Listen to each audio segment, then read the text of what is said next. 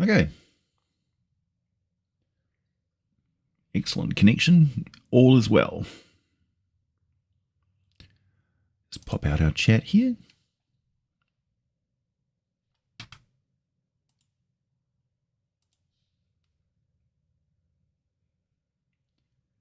And see who shows up.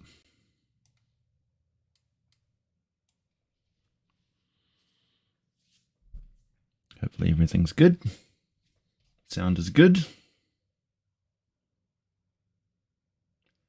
Good. I thought I'd pop in like 5 minutes early, although I was supposed to start at 4, just to give people time to trickle in, because it's not my normal time. It's like an evening. Hello. Hey Kyla. Hey Moonhurst. G'do. Kenneth. Geoffrey. Richard.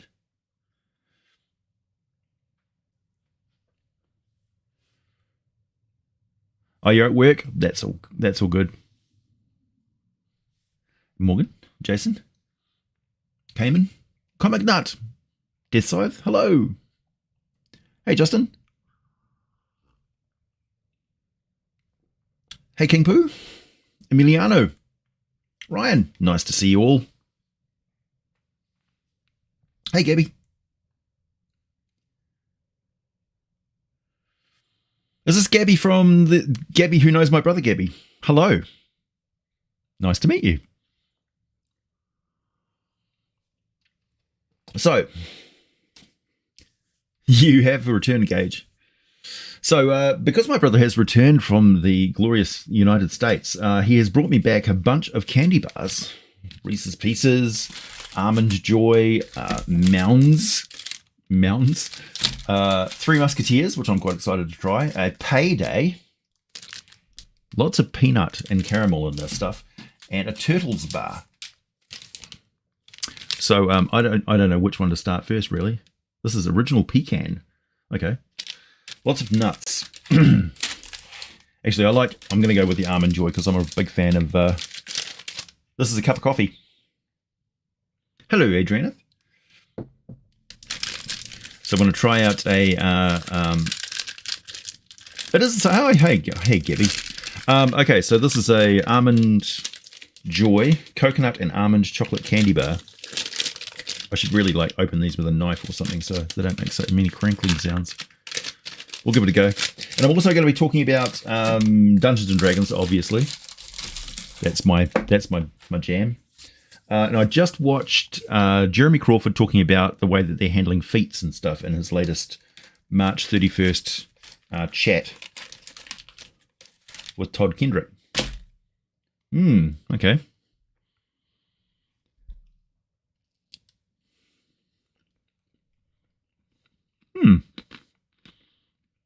Very similar to something we have in New Zealand.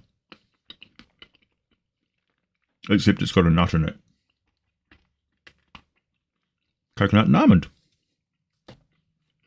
All right. That one's good. I like that one.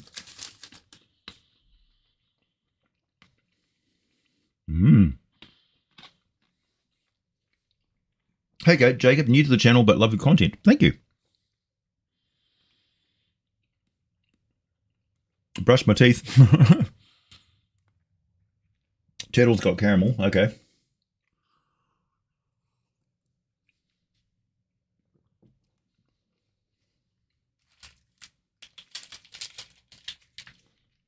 Okay, let's try Mounds. Let me see. Some sort of opening device. This is a great way to start a stream while people trickle in. Gives me my brain sugar. Been desperately starved of sugar lately. Okay, this is very very similar to the Almond Joy. I see. Darker chocolate, potently sweet. It's not a knife. No, these are scissors. I have a box cutter here as well, but I thought that would actually be difficult. Oh yes, the coffee mug. A lot of people don't realize that I'm a fan of Warhammer 40k, so I've got a custom-made cup, The Emperor Protects. with the Aquila from Warhammer 40k on there. Yeah, cheese stream vibes.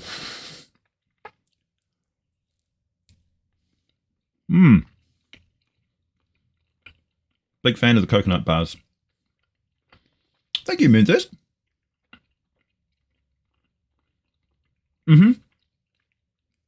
Will you do live streams on weekend days like you used to? Those were the ones I was able to attend to. Still watching you offline though. Yes, this is an unusual stream for me. It's just the end of the month stream where I've finished all my work and I'm about to go on vacation. So I wanted to touch base with everybody and say hi. Talk about the last video that I did because it's quite unusual for me.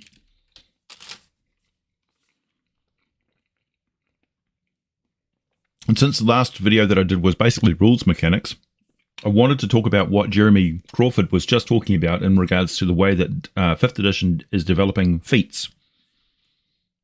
Because feats is one of the things in 3.5 edition, which I think kind of was one of the selling points and also the breaking point of 3.5 edition.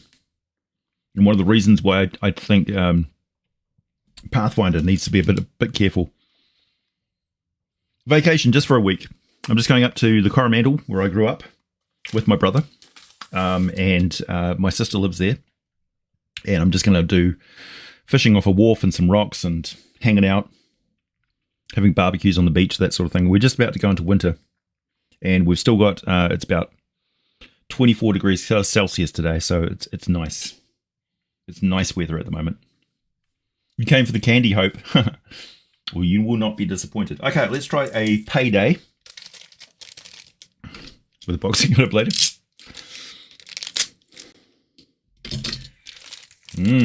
This one, ooh, okay. This is basically just all nuts. Holy crap. You guys really love your peanuts.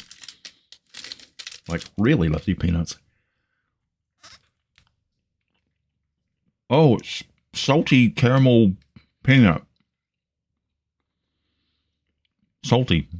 Okay.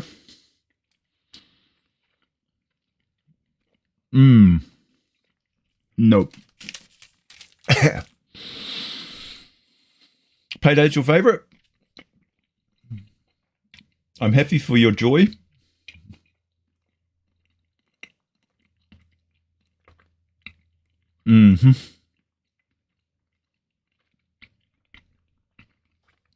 I like sweet salty popcorn, so I should like that, but after the coconut one, it's just not a good combo.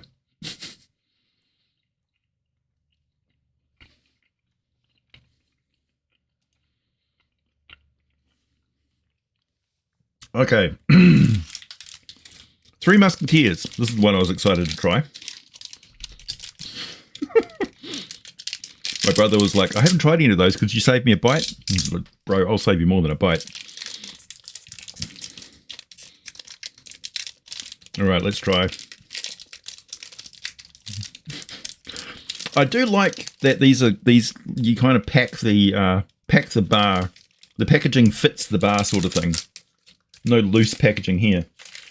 These have been rather mangled traveling over from the States to New Zealand. My brother is the absolute king of packing light. He just arrived from America to New Zealand with a duffel bag that was mostly empty. I was absolutely shocked. I was like, where's your luggage? And he's like, this is it. I thought I packed light. Three Musketeers, okay. This is very similar to what we have in New Zealand in regards to Mars bars. The original Mars bars was like this, and also the Moro bar. The Moro bar is like this, but with caramel, and it's thicker. And really, like, the Moro bar is kind of a New Zealand institution.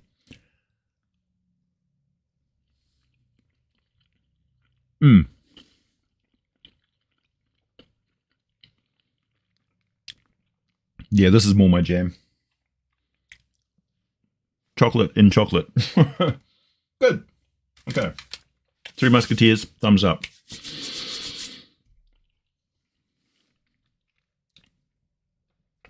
No, I'm not drinking mead in this stream. Okay, now we're trying the turtles. Pecan.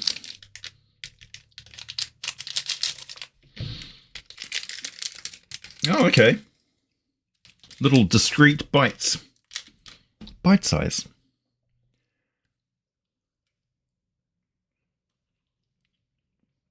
Mmm. Thick chocolate. Quite dense caramel. And pecan. I like pecan. Mmm. Turtle's tasty. Very good.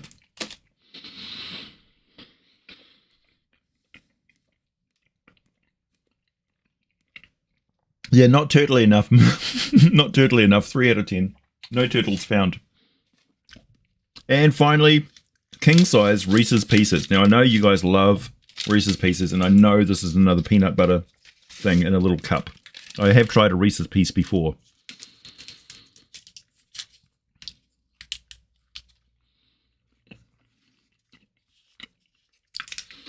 Yeah, it's just peanut butter and chocolate. Okay. All in all, a lot of peanuts. Peanuts.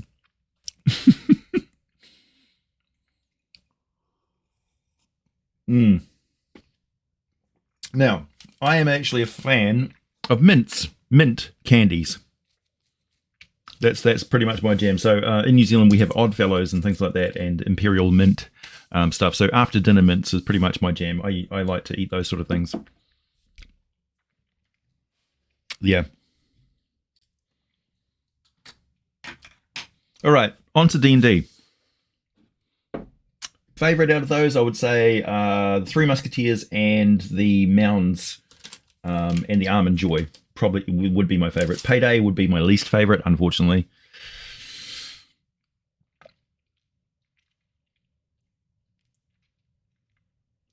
Yeah, I'd like to try all of the chocolate in America. So if anybody wants to send me some, feel free.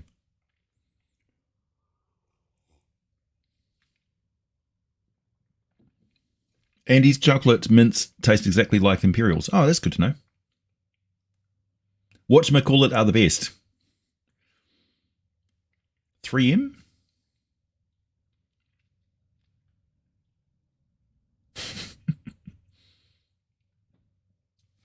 Yeah. Okay. The other thing I also like in American food is Twinkies and like Pop-Tarts, because we don't do Pop-Tarts in New Zealand really. Okay, so Jeremy Crawford was talking about feats. Sorry for the delay. And this was in March 31st, so just a few days ago. And he was talking about how they Dungeons & Dragons is a work in progress. Please don't take sage advice as like gospel, and don't use it to argue with other people about it. It's just our advice, as in, although we're an official source, we are the architect of the rules. What we say in these sage advice columns is opinions. So it's optional. You don't have to use that sort of stuff. So if you don't want Dragonfire to be non-magical when it comes out of the dragon's mouth, it doesn't have to be. And Jeremy was basically saying he hates it when he sees people using his advice as an argument stopper. And I love Jeremy Crawford for saying that. Thank you very much. I do give the guy a hard time, unreasonably so, really. He's got a thankless job, but also a very, very good job. You made an Ixodar Chittle subreddit, Moonring. Nice. Thanks for the super chats, by the way. Those are a great way to get my attention and also really help the channel. Spearmint Altoids. What the hell's an Altoid?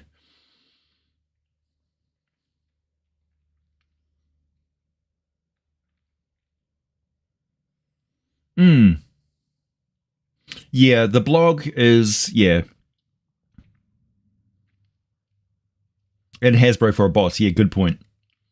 Mind you, I guess they can kind of walk around the offices of Hasbro like swinging their dicks around because, they're making a lot of money. They're making literally billions for that company. And as a previous employee of a large company in New Zealand that was struggling to make $1 billion a year, the fact that a publishing company is making over $1 billion a year is absolutely mind-blowing. just sort of speaks to how huge the Dungeons and Dragons hobby is and how much further I have to go before I become an actual voice in it. Okay, so Magic the Gathering background feats. Magic the Gathering has background feats for their character classes. They don't have that in regular Dungeons and Dragons, but you may see some stuff sneaking over. So, if, for instance, Strixhaven is a Magic the Gathering setting. It's not mainlined D&D. So, in that, you see that they've got a feat option for one of their backgrounds. For the Magic students, sorry. For the Magic students there, they've got a background feat. Background feats would be very powerful. So that gives you a whole different option. They get to play around with a whole different ball game in the Magic the Gathering stuff, separate from the main D&D thing. So it's almost like the reason why they're keeping those two things separate is they can try out experimental stuff in the Magic the Gathering backgrounds and world settings and stuff that they can't for mainline D&D sort of thing. So they've got this multiversal separation there. And I think that's good. Because the way that Dungeons & Dragons works is that each edition is not a fait accompli. They don't produce all these books but that they're planned out beforehand. It's a work in progress, and particularly with the way that 5th edition has moved towards doing a Gazetta sort of style of thing, where every book is a grab bag of different features. In 3.5 and 4th edition, every supplement that comes out would have a feat or a bunch of feats that you could add into it. And particularly in 3.5 edition, you saw these feat chains. And now I've got a love-hate relationship with feat chains because particularly with 5th edition, there's a danger there because they have restricted your level progression, and they've sort of said, okay, most people only play up to like 10th or 14th level max. So you can't have feat chains that require that many levels to get the actual end feat effect that you want. So they're only really restricted to a feat chain. So a feat chain is one where you've got a feat that you take and then it's a prerequisite or it leads on to another related feat. So they're chained together. You can't have the second one without the first one. So they're really just restricted to feat chains of 1 or 2 or possibly 3 feats. You'll never see anything more than that in 5th edition, I don't think. One of the things I was very excited about, though, was they were talking about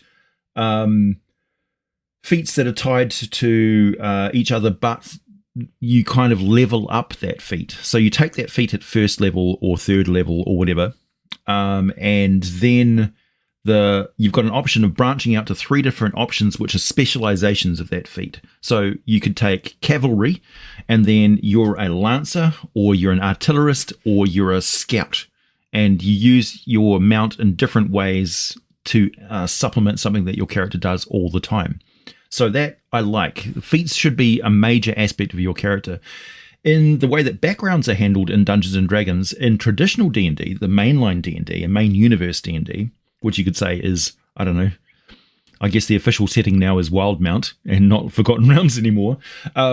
You could say that the feats are something in the past, the backgrounds are the past of the character. So although your character has got a pirate background, they're not currently a pirate, they're currently a thief or a rogue or whatever. So their backgrounds are something that flavors their past, but it's not something they actively do now. That was the intention. With Magic the Gathering, it's more involved than that. The background can include feats. It can have major impacts on your current character class. It can definitely flavor and nuance your existing current character. So if you're a student at Strixhaven, your background is part of and shadows your character class. Hey, thanks, Comic Nut. Hey, AJ. Moro bars? Moro. Sound like Milky Way. Yeah, they're very similar here. And also, what would class a monster like the Boogeyman? I'm kind of leaning towards the Bagman from Van Richten's, i.e. monster that hides in closets. Yeah, very much so. So Van Richten's, the Bagman is a Boogeyman character. So that's any sort of creature. I would also say that mimics, an intelligent mimic would be a Boogeyman. And even a poltergeist or something like that, or a possessing entity could be a boogeyman as well, like the Candyman character and stuff like that, talking of candies.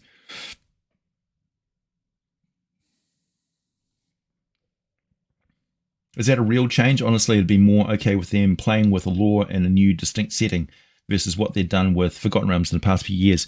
Yeah, I think they recognize that Forgotten Realms is that they're kind of fighting a losing battle, trying to please everybody all the time, when really their current player base is mostly new players, and that's fine. That's fine. Because I like new stuff too. I'm an old school player. I've got a foot in both worlds. I'm an old school player who's been playing since, the 80s, late 80s, early 90s. And I'm also a current player who loves the way the direction the game is going, and I love the new stuff from Magic the Gathering, and am really looking forward to where they go. So I'm like championing the lore that has been missed and bringing it to new players of the game, because I think that it's nutritious, and I don't want them just getting a Happy Meal. Here's a Wizard Academy that's basically like a college from an American university, and it's like, yeah, it's Dungeons and Dragons is not like a coming of age game or something like that. It can be, sure, if you want to get like play out some cathartic argument with your parents in a D&D game, sure, I suppose so, but and like it's the game is not, although originally I think it was marketed as suitable for years 12 and up.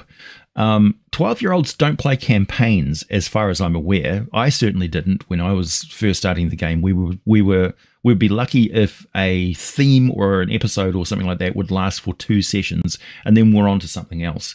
It wasn't until I was an adult, playing 3.5, that I started to play actual campaigns. And then we launched into a campaign which my friend Ian ran through different editions, about 15 years. And that was a real mind-blowing experience, because we had legacy characters in that game. One of my characters became a god that other characters, worshipped and things like that. Hey, Don.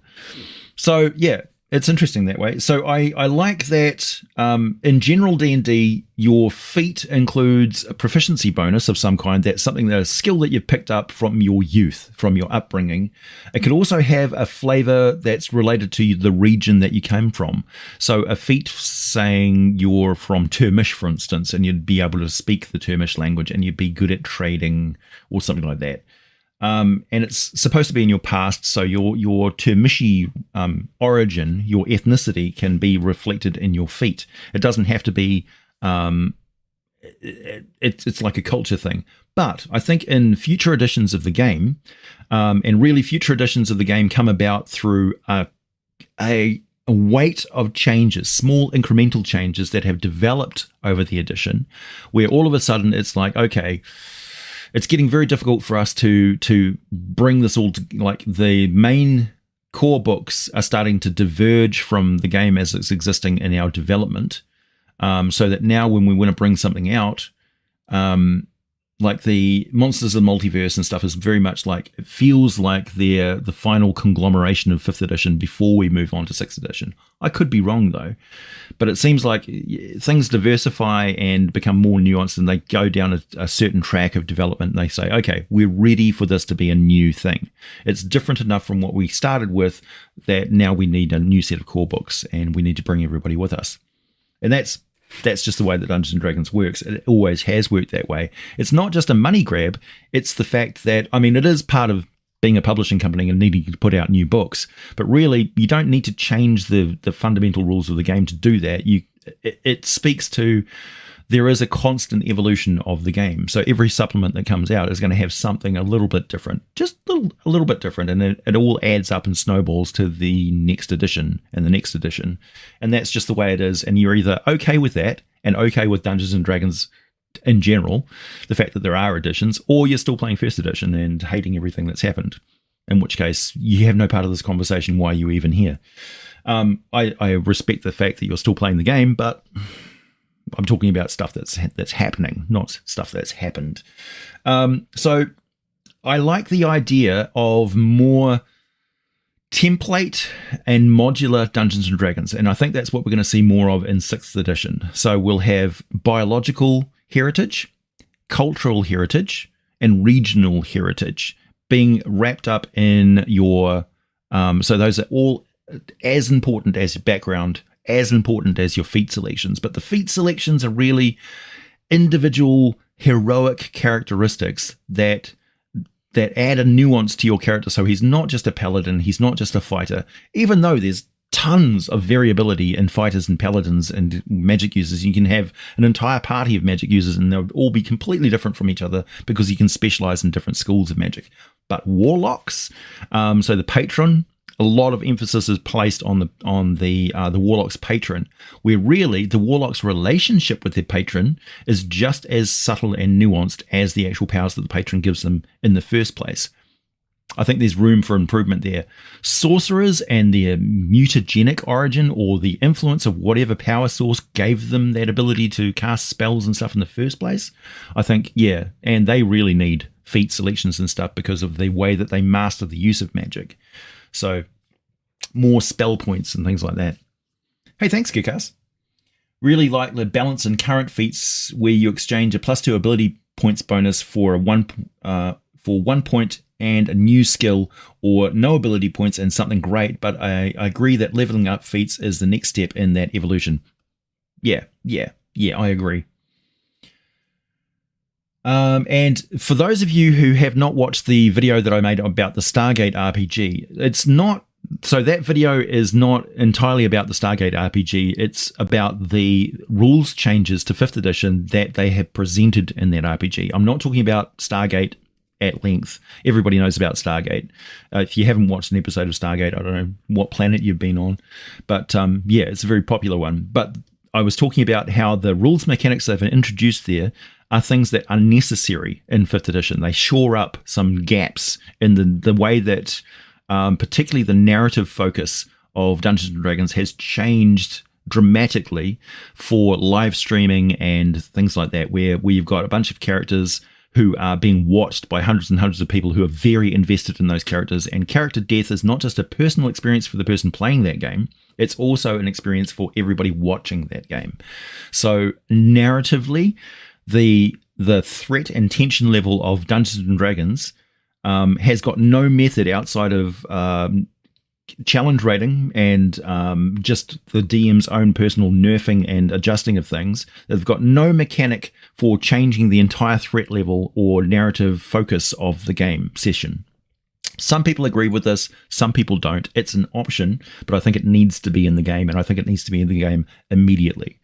The other one was the way that they handle social encounters, not combat encounters, social encounters, and some types of combat like aerial combat and things like that, where position and stuff is very, very important, where the initiative is handled differently. So all you do with the initiative is you roll your initiative, or moxie being a more mental initiative, and then each person who's at from the lowest to the highest, they declare their actions, and then when it actually comes to resolving those actions, so they declare all the actions first, and then they resolve them from the highest initiative down to the lowest. So the person with the highest initiative has already heard what everybody around the table is going to do, and then they get to make their decision first at the start of, or last. But it seems like they've preempted everybody at the table when the initiative actually resolves itself. So that reflects, I think, more somebody who's intuitive, who's on the ball, who's more aware of the situation, which is really what the initiative role is all about. A character with a cripplingly low wisdom score or intelligence score or something like that should probably have an initiative penalty. But in some cases, other characters who have got a very high dexterity, they're just reacting really quickly without possibly even being aware of what their body is reacting to. So it's really interesting. It's a good option. I play 5e, but I've been running an ongoing campaign world setting that have created in 2nd edition that's going on for close to 30 years now, but enjoy 5e, but it is way different. Yeah, so I had a campaign, I was playing 3.5 edition, then we transitioned to 4th edition in the middle of the campaign, which was really interesting because it did fundamentally change some of the character classes. But the actual story of the campaign carried on. It was perfectly fine. Can someone be a cleric? I imagine that's cleric and warlock of the same patron. What would be the point of that? Narratively, I mean, that's just rule stacking. So narratively, that wouldn't make a lot of sense. I'm not going to say no, but I'm going to say if you came at me with that character build at the table, your explanation would have to be on point. I like to say yes to players, particularly when it comes to them making characters, because I think I can narratively build a game and campaign around any character build. That's just, that's up to me. But yeah. Mustache God. I'm actually regrowing the beard thingy here, so the mustache will get less emphasis maybe. You've never watched Stargate, where do I start? Obvious troll comment is obvious. John Carter, hello. Hey AJ, what's up? Wanted to ask if you've heard of Warhammer Age of Sigmar Soulbound expansion Champions of Destruction. No, I am not up to date with the Sigmar expansion thing. But I need to be. I've been concentrating very much on Dungeons & Dragons lore, and I've probably slipped behind a little bit in the Warhammer lore, but I can catch up with a few videos. It gives options for playing destruction faction races, orcs, goblins, hobgoblins, ogres, and trolls. Also includes different classes for each race and expands in their culture and what makes them decide to join a soulbound adventuring party. Interesting. Yeah. There were shared feats, like party group feats that you had in 3.5 edition, which I imagine would probably interest the D&D crowd these days. So let's say your cleric in the party has got a high wisdom score and they're kind of the leader of the group, or maybe the charisma bard is kind of the face of the group, and they have a feat which allows them to synergize with the abilities of other players around the table, so that your assistance of them gives them extra special abilities in social interactions or combat battlefield type medic type things. So they become aware of somebody's medical condition. That would be a feat that would be very handy for a cleric. So their god has given them the ability to monitor the health of every ally in the area. That would make sense as a cleric to have that kind of supernatural sight of, they look at you and it's like they're reading your aura. Are you healthy? Are you diseased? What's your current condition? So without the character being able to tell them, the cleric can just pick up on that information. That is a feat that would make a lot of sense. Oh, like the god has two manifestations in the same universe, one evil and one good. That would be interesting, but again, that'd be two different entities in a way.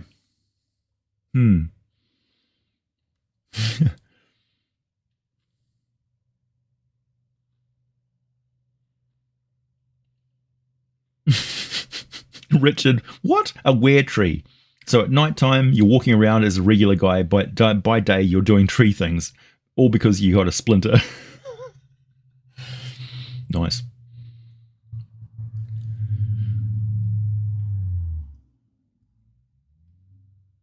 Ever hear of the red dragon named Charizard? Is that a Pokemon? Yeah, yeah.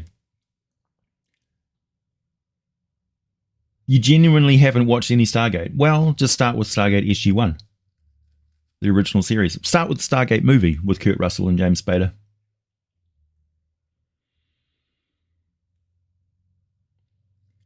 Werecow? Richard. Thin Ice. He was in the novel Brotherhood of the Griffin. Oh, okay.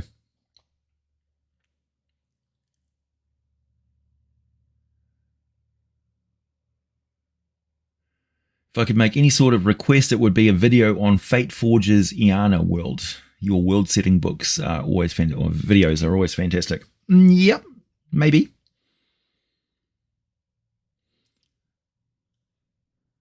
Charizard, the most cursed of dragons. Were-goose. Everybody's obsessed with were creatures. World-setting videos. Yeah, I got it. Thanks, Mark. Oh, that's more interesting, Ryan. Okay, a cleric hexblade where the weapon was sent by the deity. That's cool. What was the other thing I saw? Somebody was mentioning, it was Sly Flourish, I think it was, talking about relics being one-shot artifacts. So a relic is something that is kept for a disaster or a miracle, and you break the relic out and then you use it once. It expends its miraculous divine power, and then it's inert. It's gone. It's dead. That's pretty cool. The holy hand grenade of Antioch, that sort of thing. The finger of a saint is used to resurrect somebody without the regular components. You don't need an a diamond or anything like that. That's cool.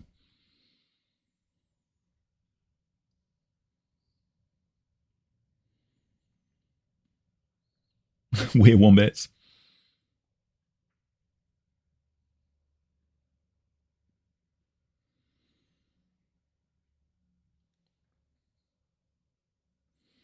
That's a good question, Osman. After reading the Stargate rules, what tension die would you personally lean towards using in your home campaigns?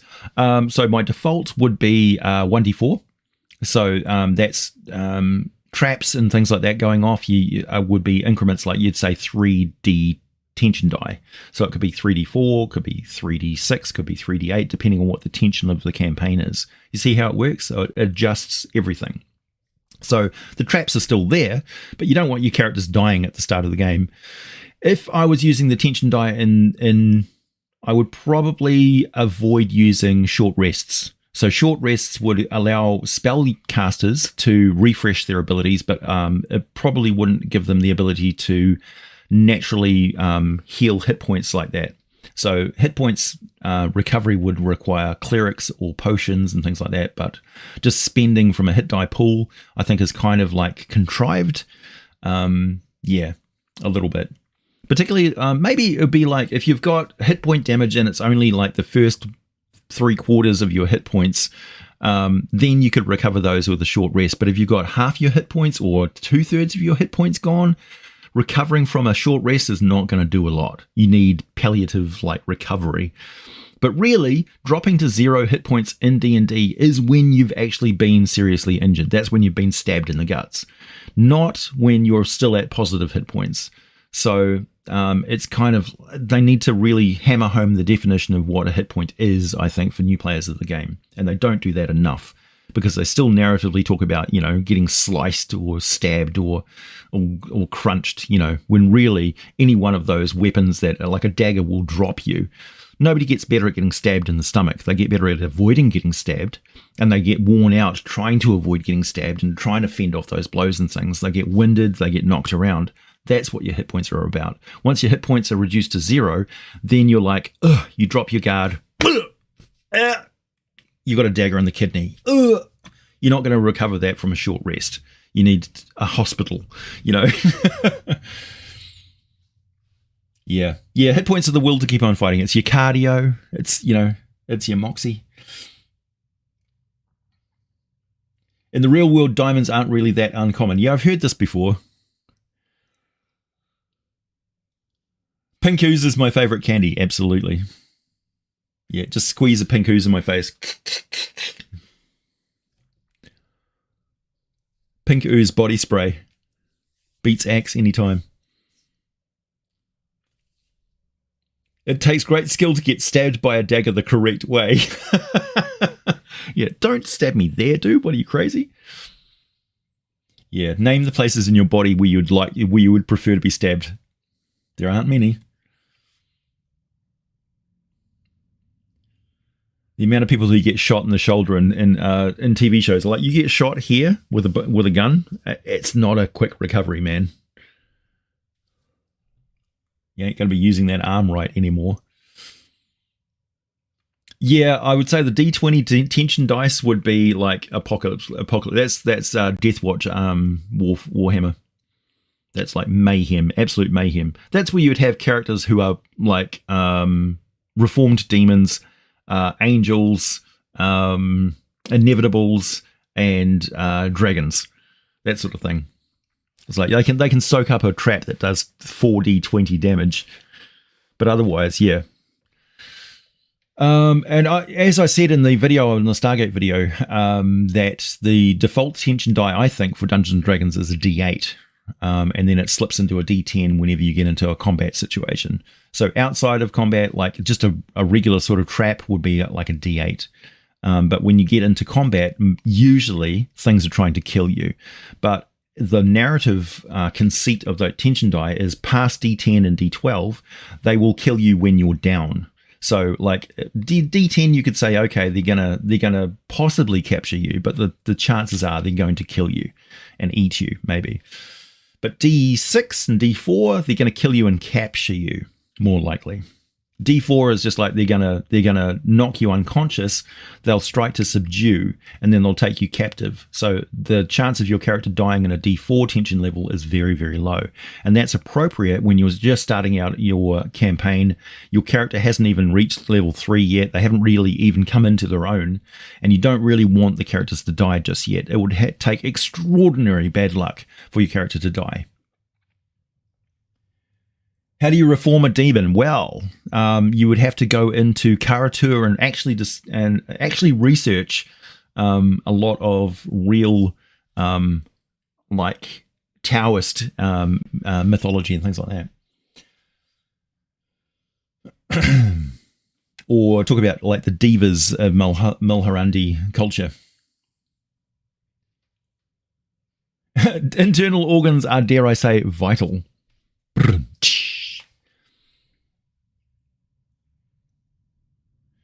Speaking of Stargate, any ideas on what the damage a Naquadah-laced nuke would do? Okay, everybody within 60 feet is vaporized, like they never even existed. Mostly, though, it would be concussion and mostly just fire damage, radiant damage. Serious radiant damage.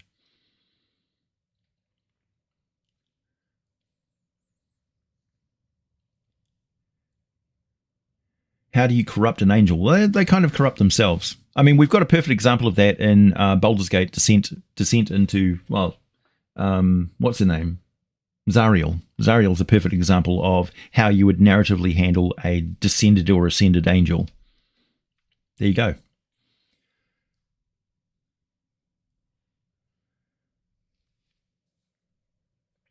Do I think there could be giant space hamster dragons? I would think there would be, probably they would make a good snack for a cosmic dragon. Player with 1 hit point. Yeah, tis but a scratch. The fact that you've got no like ability damage or anything like that when you're down to 1 hit point really speaks volumes about how like inconsequential that is. Your character is just winded. They're puffed. They're like, I'll be fine in a minute. But they're like the constant pace of combat, moving around and stuff, is wearing them down. You see that in boxing matches and things like that, where both fighters back off each other a little bit because they're just winded. They're just like, ugh. Neither one of them can really throw a punch at the moment, and so they don't want to approach and get maimed by somebody like pushing themselves past the point of exhaustion. Because the more tired you get, the more open to injury you become. You become shaky, you know. Dungeon Dad says, giant hamsters, space hamsters, are quintessential monsters to the game. Yeah. I think we could do with less Boo and what's his name? JW Pringles, thank you very much. Enjoy some monies in appreciation for the hours of entertainment you've provided. Can't tell you how much your content means to me. Thank you very much, man. I appreciate that. Dungeon Dad and I have had a little exchange over Twitter today, where I flabbergasted him with my use of an animated Siri type thing to respond to him. It's his own fault. He set himself up.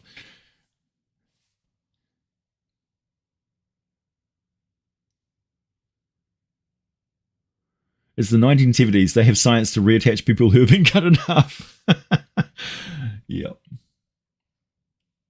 So yeah, so for feats, generally speaking, in general D&D, so Forgotten Realms, Greyhawk, that sort of thing, even the new Radiant Citadel, we'll see feats that have got proficiencies. They've got more flavor benefits, so you can speak a certain language. You're proficient with the use of a sailing ship. You know, you maybe have a specialized weapon that your character is proficient with, or it's not classed as an exotic weapon. And they're supposed to be in your past, so your background is your past. So cultural heritage is more along the lines of a background feat.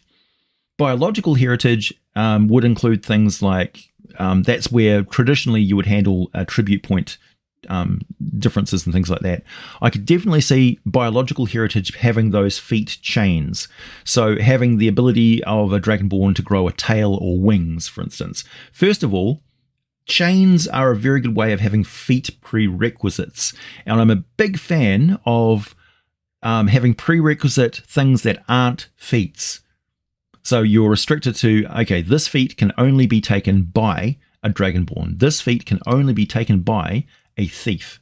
This can only be taken by somebody who grew up in Baldur's Gate. You know, those sort of prerequisites work well for feats. Feats that require other feats as prerequisites, the original feat chain model that they had for 3.5, leads to all sorts of problems, because if anybody ignores the prerequisites of a feat chain, you can end up with really whack combos that are just totally broken. And it's also feat progression and feat bloat. Like whenever you come out with a new supplement for the game, if it's not a core feat from the core books, it should have some sort of a specialist prerequisite. Like if you have a feat that gives all of your spells radiant damage, and like you can choose to make it radiant damage rather than any other original damage type, you would need to be a Sun Soul sorcerer or something like that.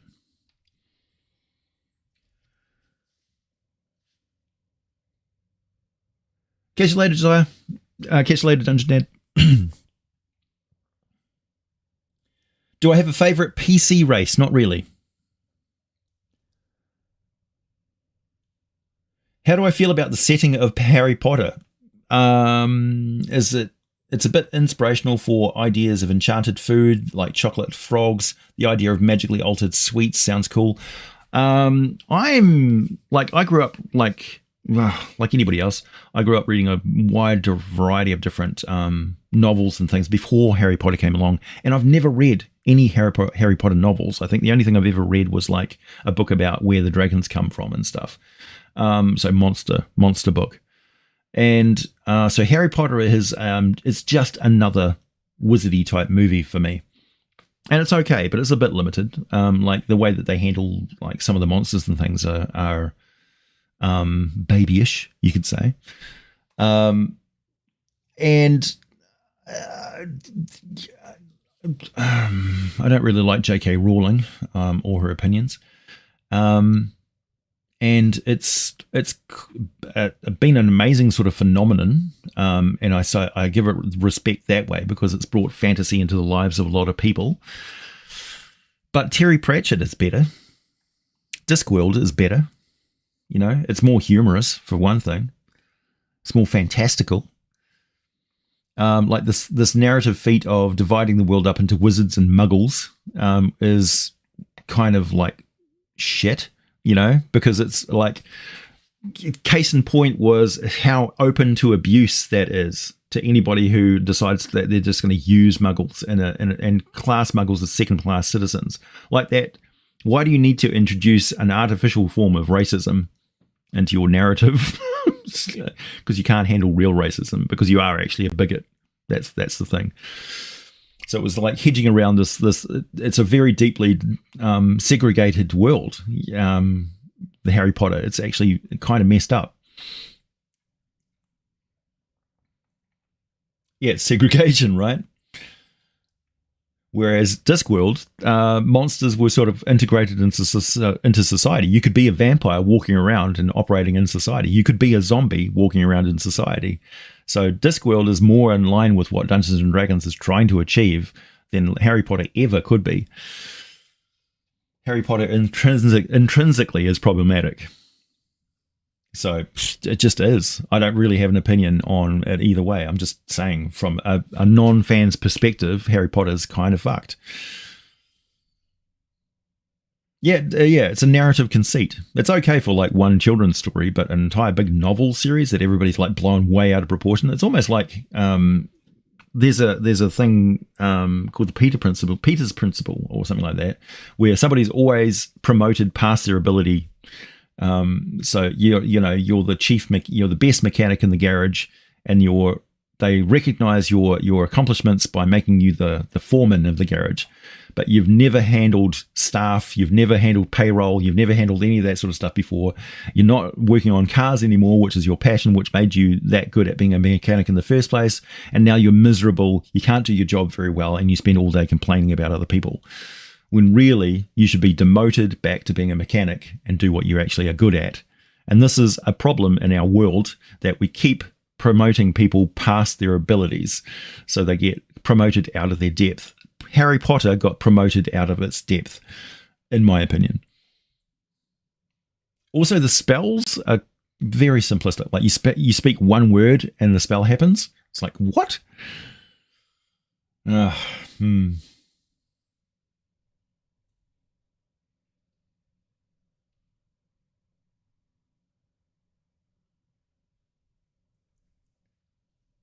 Yeah, having various schools and Hogwarts could be an option. Yeah, I like that. Or having places, in the world where wizards are integrated into things. Different cultures of wizards was something that should have been explored more. Yeah, bosses get angry if you don't show ambition to managerial shit too.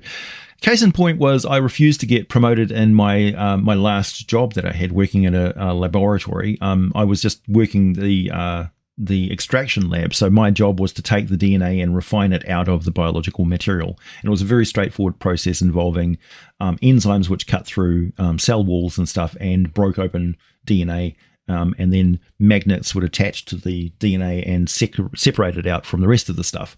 And then I'd give that concentrated DNA to the next lab, and they would replicate it and refine it down to a concentrated blob. That side of things was much more scientific and complicated, and lots of finicky use of pipettes and things like that I wasn't interested in. I knew I wouldn't enjoy it. It was a lot of paperwork and things like that, and things could go wrong without really understanding why. I liked the grind and the day-to-day thing of just washing dishes and running samples and stuff. It was a very straightforward process, and so I decided that I did not want to get trained up in anything else, and I would just stay in that lab for years and train in new people who came in, and that was perfectly fine, and I was happy enough, I suppose. But I was really, really overworking for other people at that point, and my YouTube thing was starting to pick up steam, so I quit to do YouTube. I'm glad too, because it was unhealthy working in that lab all the time.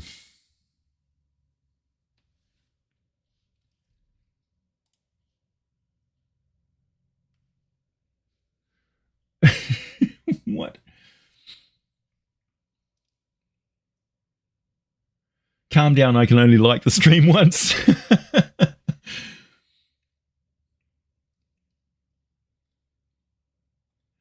Hey, Stefan. Hello, AJ. I've enjoyed your videos. First time I've seen you live. Thank you for your work. Yep. You're most welcome. It's a similar sort of experience seeing me live, except I occasionally swear.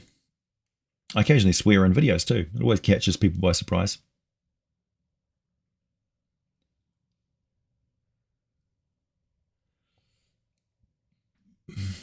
Yeah, it's obvious that J.K. Rowling has only heard of Dungeons and Dragons, but she's never played it. J.K. Rowling's. Can you imagine J.K. Rowling's at the table? She'd be like, "How do you handle spells? Components? Spell books?" Not one Harry Potter wizard has ever carried a spell book. It's all about their wands. Why? Because wands can be sold. Marketing.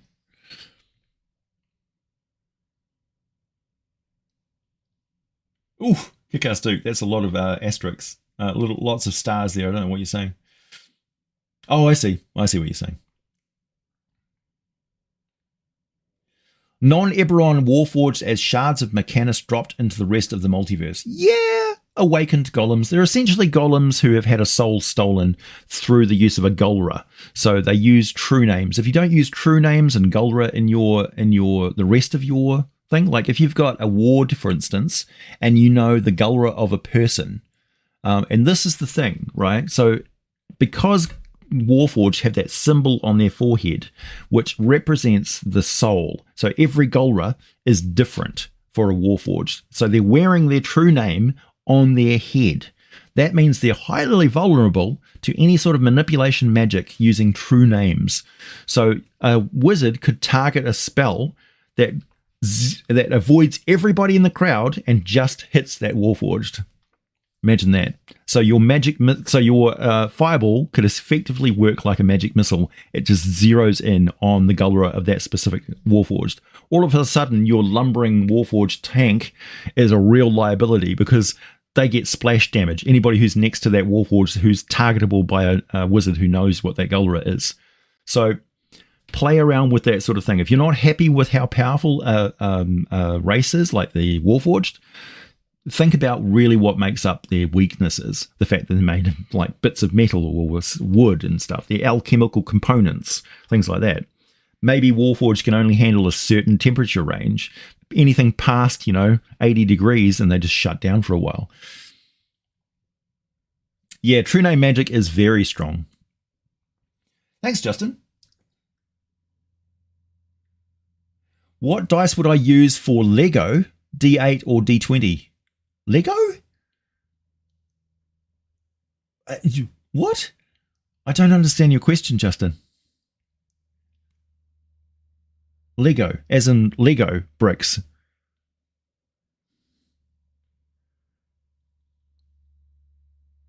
Normal hit point wizard uses only a wand. Elite wizard learns to either be super good on one spell or use other means like magical pet or a werewolf curse. Okay.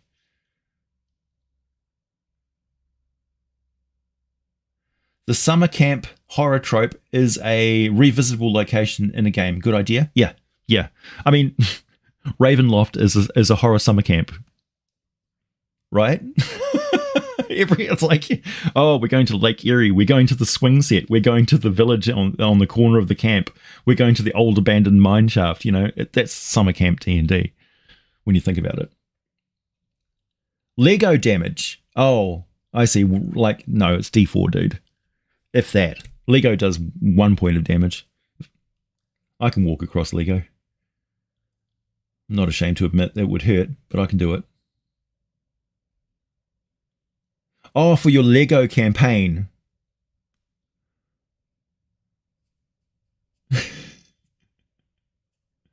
A hag would get that Warforged on lock. Yeah, like for instance, hags should definitely have use of like Witch Bolt. No brainer. But curses, absolutely. Curses using true names, curses targeting individuals.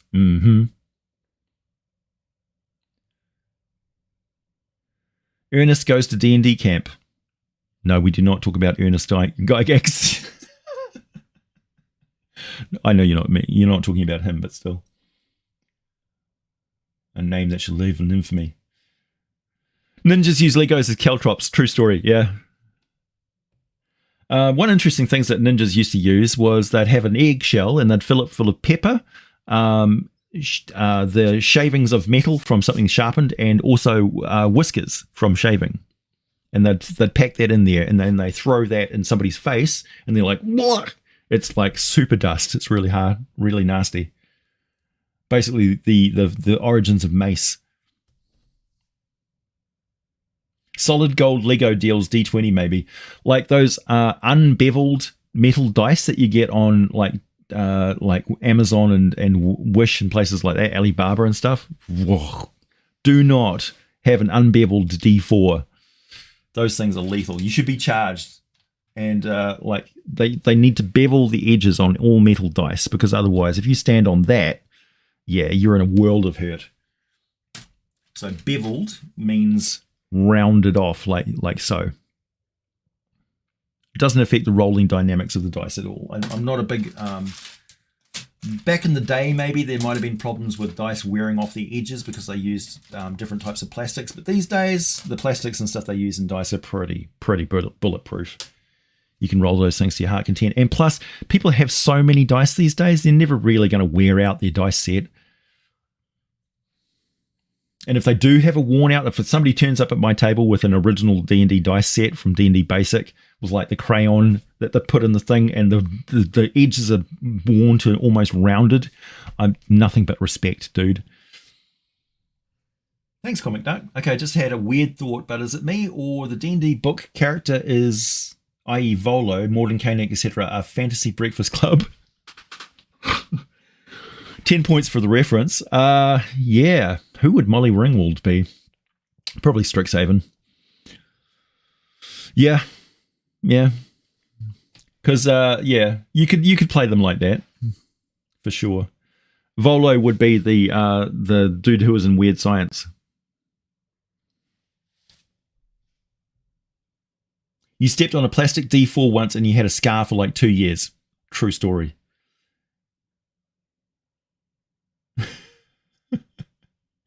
Level 20 beveled edgelord. Oh, God. You guys crack me up. Tasha. She would be Tasha. Molly Ringwald. No, Tasha would be the other chick with the brown hair who was like made a. She drew a picture and then she like put dandruff from her hair as a snowy scene. That was Tasha for sure. Makes her own entertainment disgustingly. John, have you ever heard of the Japanese mythology version of Warhammer Fantasy roleplay called Tetsubo?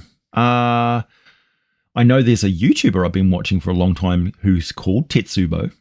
I've never heard of the Warhammer Fantasy style roleplay game from Japan, though. Unfortunately. I'd like to have a look at it, though.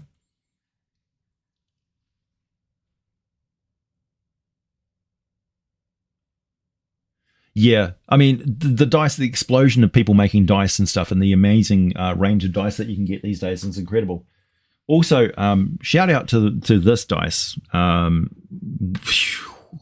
This is amazing. If you don't know what this is, something you need to find out. This is the DM's best friend. If you want to do things at the table that your players have no idea what you're rolling dice for, this is the one for you. Because this has got a range. This is like many different dice types in the one die. And you can roll odd numbers and things like that with this. It's incredible. And this is an African dung beetle. Just throwing that out there. This is the largest solid metal dice that I own. And I'm pretty sure if I hurled this at somebody at reasonable range, it would kill them.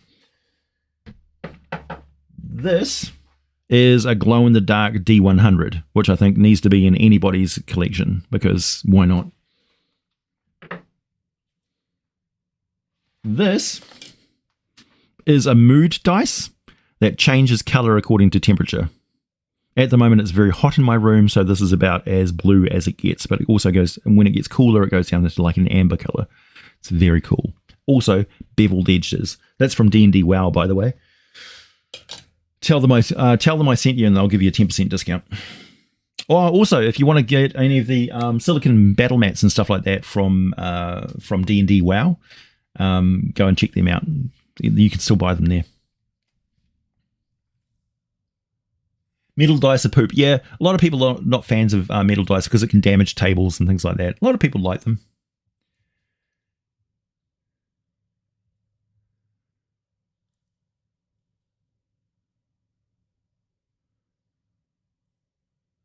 You play with miniatures, AJ? I play with anything and everything that's available. Anything. If I've got my miniatures available, I'll certainly use them. But I'm just as happy playing Theatre of the Mind over a Discord chat. I'm happy with using any technologies that are available because I've been around and as they've developed. So, back in the day when we had like 10 miniatures maybe, like that giant-sized miniature, which was like a wavy sword wielding giant dude. He was every large creature. He was the dragon, he was the giant, he was the treant, you name it.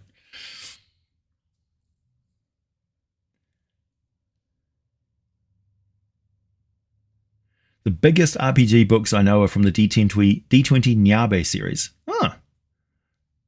Hey, Sean.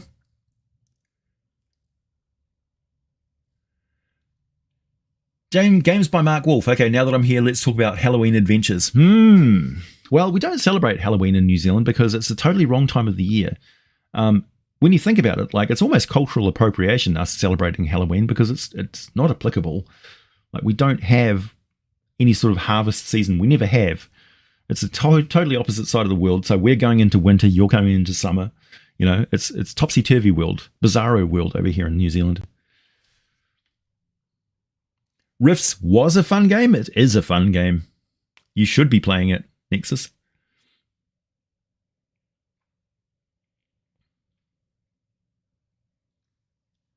Hello, Bunky.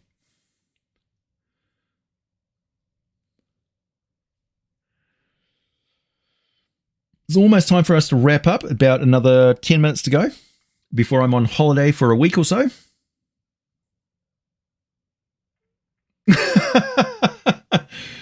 I'm going to allow that comment because it's just so topical and funny.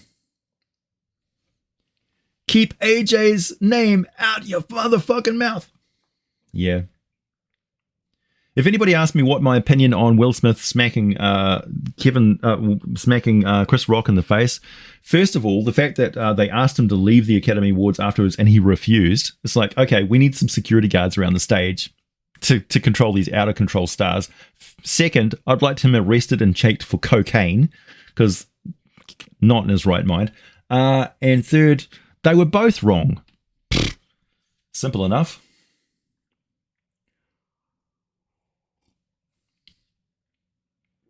And also, what's my opinion on, toxic masculinity? I don't know. Go and have a look at Putin, for instance, and what he's doing at the moment. There's bigger things to worry about in the world at the moment. Every single time you decide to make a meme about that slap at the Oscars, donate some money to Ukraine. Tucker's Kobolds. Yep.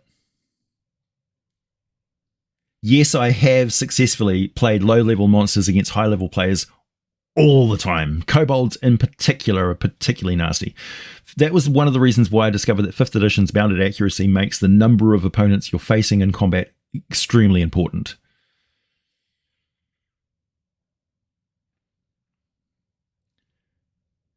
Yeah, I would have been happy enough if Chris Rock actually just stopped the show and said, I'm not carrying on, we're not carrying on until he is out of the building. That would have been fine. And then the combined pressure of everybody in that auditorium would have been like laser focused on them and they would have like skulked off into the shadows. Nobody's too big. Would I do a wolfware, AJ? Yeah, sure. Thanks, Moonring. Yeah. We've got the jackalware, but they're a little bit specialized. I would like to see a more pervasive treatment of that. And also, where's our dog people? We've got Tabaxi. We need Dogaxi, Where's our Lupins? We need them. We need dog people. Rifts has got it right. They got dog people, dog boys integral to the game. They handle it really well. Palladium Books also has in their Palladium Fantasy, they've got the Wolfen Empire with Cankerins, the Coils, and the Wolfen. So they've got 3 different varieties of canine people that have their own strata, and like the Cankerin are as different from the Wolfen as elves are from humans. So yeah.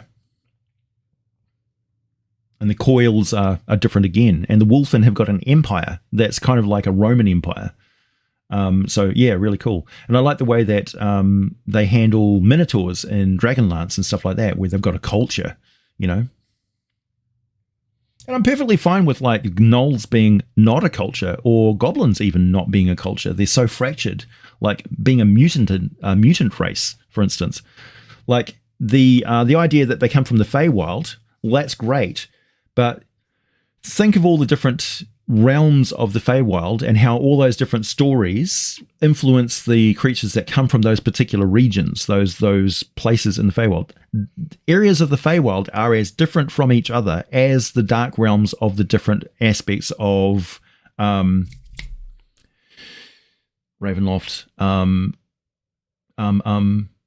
Somebody refresh my memory. I've just drawn a total blank. The Domains of Dread. Okay, the Domains of Dread are a dark reflection of what the Feywild is, in a way. It's the main difference is that you can walk from one area of the Feywild to the other, and those domains actually travel with the beings which are creating and focus on that story. Like the story of Cinderella is wherever Cinderella is. Nothing happens in that place unless Cinderella's there, sort of thing. But Cinderella's influence in that region is extremely strong because it's semi-divine, right? So the story is investing those characters with the ability to change the environment around them. It's a stepping stone between the mundane world, the Feywild, and then the divine. So they're almost like an outer plane, but it's not. You see what I mean? So I'm quite okay with goblinoids being split up into all those different areas of the Feywild, given a template that you put over top of them, and then rip them from that Feywild and that template. They've got an echo of it, in some dark reflection that Maglubliet has twisted and turned into a war machine. So that is sexy. That gives us variety. That gives us options that have got teeth. That I like. It's not candy coated. It's candy that's been thrown into a pond, pulled out, and it's got shit all over it. It's like, yeah, I like this. That's a nuanced character. That's a character I can really play with.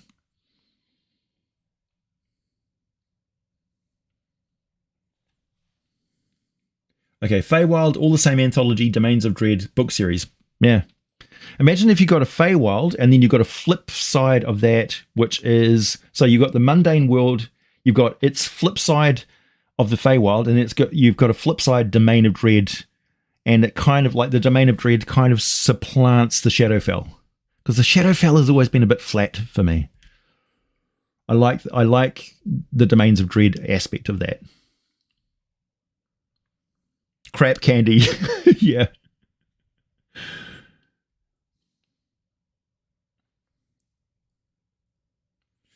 That's the thing. Cinderella doesn't write the story writes Cinderella. Beings of the Feywild are trapped within their narrative. That's their physics, right? So I can no more, if I'm in the Feywild and I'm a Fey character in that story, I've got a lot of power over my domain. Like if I'm the fairy godmother, I can turn a pumpkin into a carriage.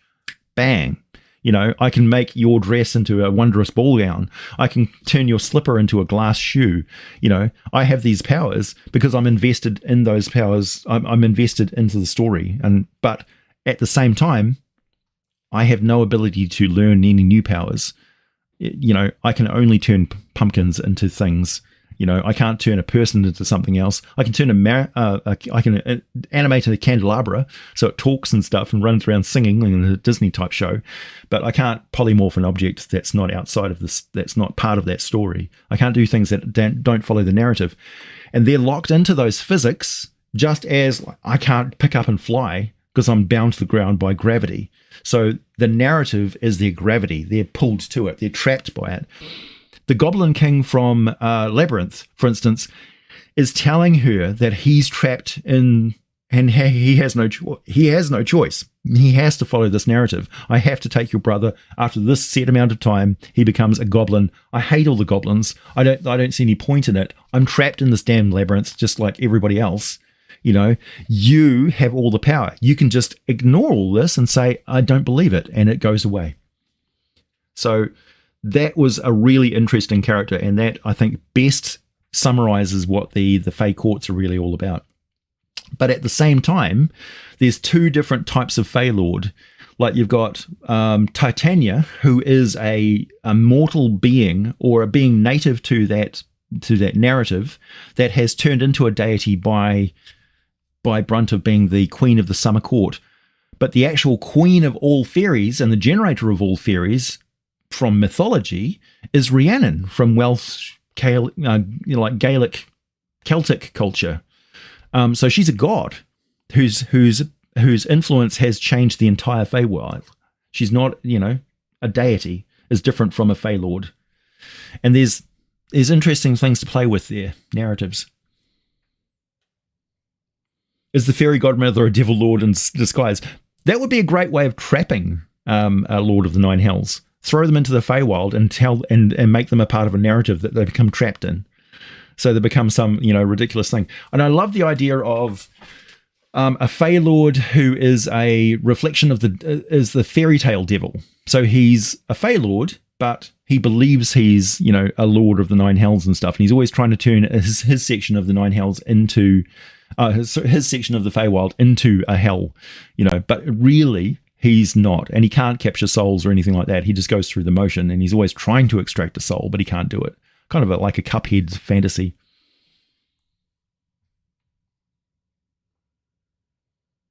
Yeah, the birth giver of all fairies. Mm-hmm. There's a lot of similarities between Rhiannon and Tatiana, but very important differences.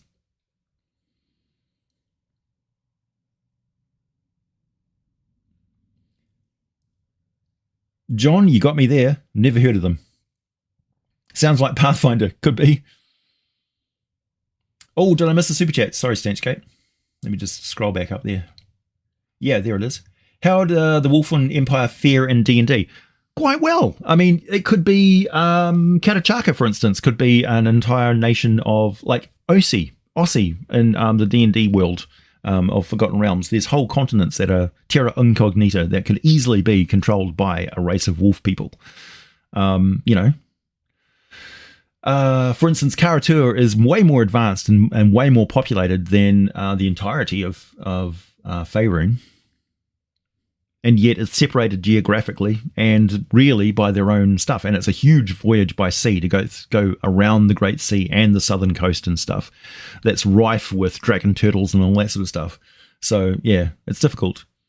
But at the same time, like Zakara, for instance, isn't plagued by dragons. There's only like 1 or 2 different types of dragons in Zakara. But it's ruled over by genies and elemental lords and things like that, and demons. Oh, the headless men who have faces on their chests. Kind of like the Gug from H.P. Lovecraft. The Vulfine Empire was from Star Drive. Different thing. The Voodoon Crossroads Devils or the Southern Blues Devil. Yeah. Hey, Kick-Ass Duke. Thanks for being a member for 29 months. Silver Dragon. Wow. That's an accomplishment. Check out Dungeon Masterpiece YouTuber, great geopolitics videos and crossover content like D&D Diablo that would easily be a Tension Die D12 or D10 always. Yeah.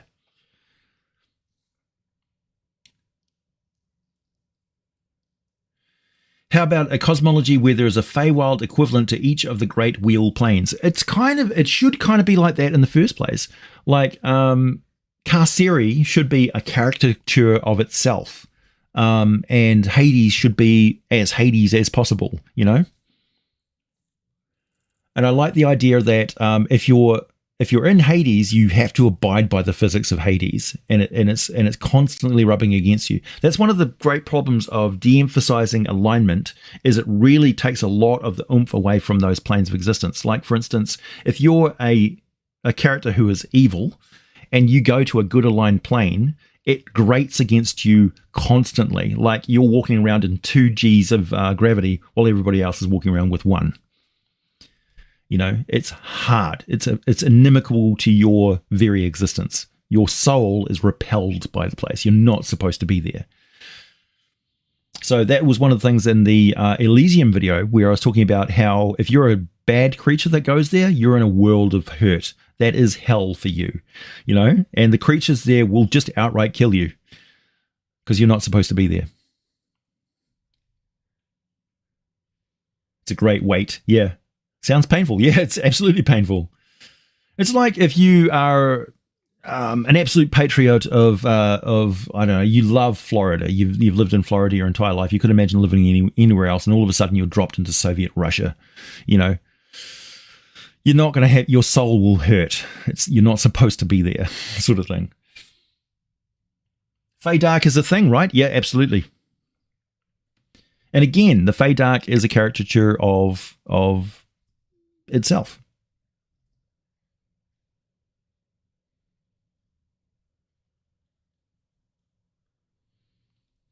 I like the idea that most people who got out of a soul contract did it with a Fey Devil.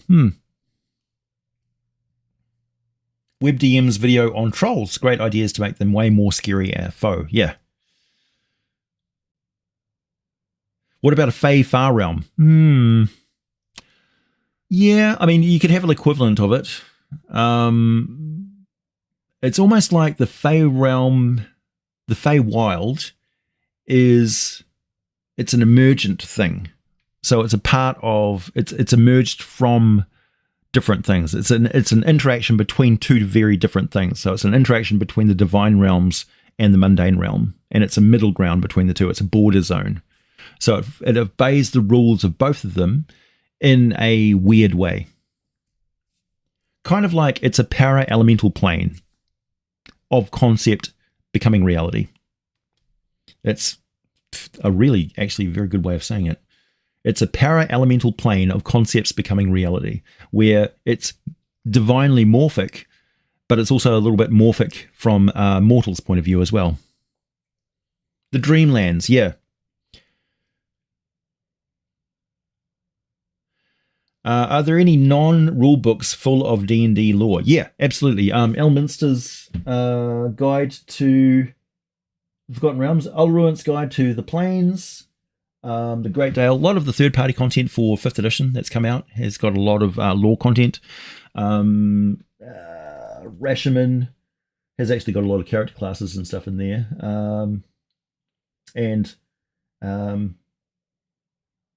Let's see. Cage, Guide to Sigil, Pit-Yap's Guide to All of the Nine Hells, the Great Dale, Mount, yeah, that sort of thing. Oh, look at this. Along with the candy that my brother got me, referred to at the start of this live stream, is an actual bag from Walmart. Do you know how rare this is in New Zealand? It's so commonplace for you, but here it's like a, look, it's got actual Walmart bag. We have no Walmart here. Can you imagine? No Walmart. It's like no internet. Amazon has just opened up a massive, massive warehouse in Australia, though, so I'm looking forward to getting lots of stuff from Amazon a lot faster. Yeah, Florida Man in Moscow. Take Florida Man, fill him full of vodka. In the Abyss, eating is forbidden. What if I tried to do it anyway? Eating is forbidden? I don't know. That would be optional.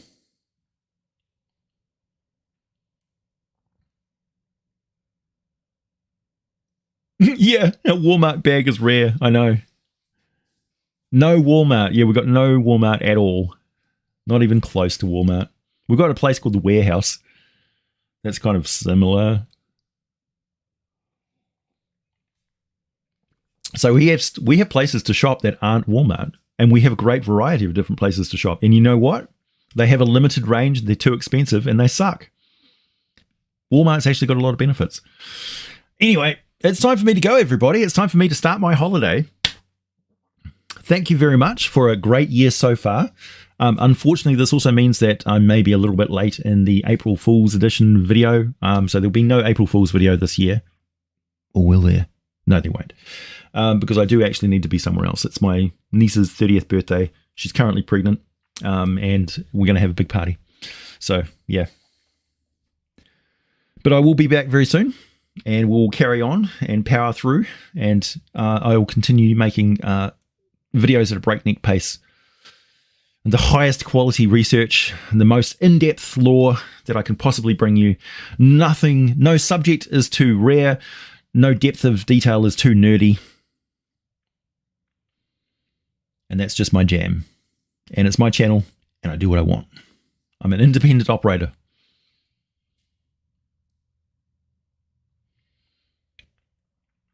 The Walmart's the temple of the US.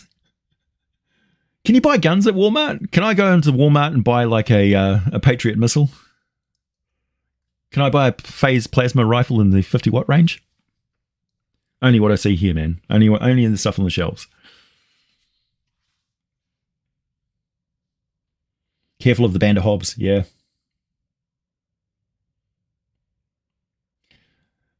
Dungeon Dad should wear a fake mustache and pretend to be you on April 1st. I'll tell him that. Actually, the most popular DM's roundtable that is on my channel doesn't actually have me in it. Which is the funniest fucking thing ever. Thank you, everyone. Thank you very much.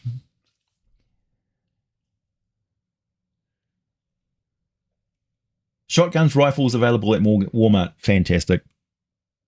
Bacon, beer, and guns. It's the American way. None of this apple pie bullshit. I'll have my apple pie with bacon, thanks. And bullets. All right. Catch you later.